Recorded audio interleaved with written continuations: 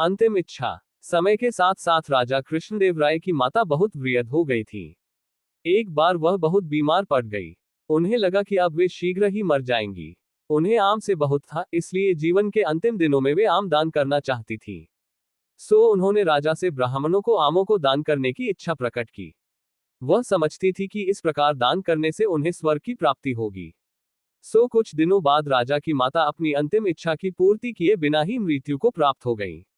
उनकी मृत्यु के बाद राजा ने सभी विद्वान ब्राह्मणों को बुलाया और अपनी मां की अंतिम अपूर्ण इच्छा के बारे में बताया।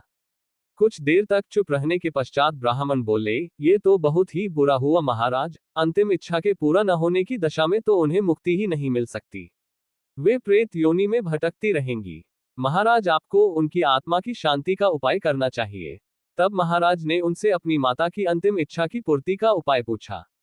ब्राह्मण बोले, उनकी आत्मा की शांति के लिए आपको उनकी पुण्यतिथि पर सोने के आमों का दान करना पड़ेगा। अतः राजा ने मौ की पुण्यतिथि पर कुछ ब्राह्मणों को भोजन के लिए बुलाया और प्रत्येक को सोने से बने आम दान में दिए। जब तेनालीराम को ये पता चला तो वह तुरंत समझ गया कि ब्राह्मण लोग राजा की सरलता तथा भोलेपन का उठा रहे हैं। सो उसने उन ब्राह्मणों को पाठ पढ़ाने की एक योजना बनाई। अगले दिन तेनालीराम ने ब्राह्मणों को निमंत्रण पत्र भेजा। उसमें लिखा था कि तेनालीराम भी अपनी माता की पुण्यतिथि पर दान करना चाहता है, क्योंकि वह भी अपनी एक अधूरी इच्छा लेकर मरी थी।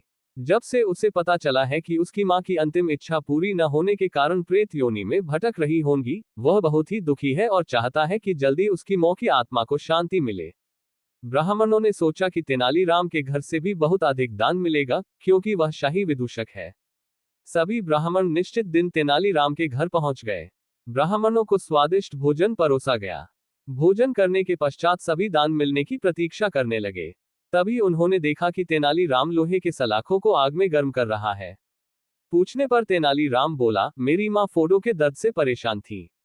मृत्यु के समय उन्हें बहुत तेज दर्द हो रहा था। इससे पहले कि मैं गर्म सलाखों से उनकी सिकाई करता, वह मर चुकी थी। अब उनकी आत्मा की शांति के लिए मुझे आपके साथ वैसा ही करना पड़ेगा, जैसी कि उनकी अंतिम इच्छा थी। ये सुनकर ब्राह्मण बौखला गए। वे वहां से तुरंत चले जाना चाहते थे। वे गुस्से में तेनालीराम से बोले कि हमें गर्म सलाखों से दागने पर तुम्हारी मौ की आत्मा को शांति मिलेगी। नहीं महाशय, मैं झूठ नहीं बोल रहा।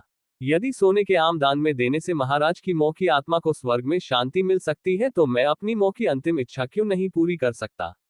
ये सुनते ही सभी ब्राह्मण समझ गए कि तेनालीराम क्या कहना चाहता है।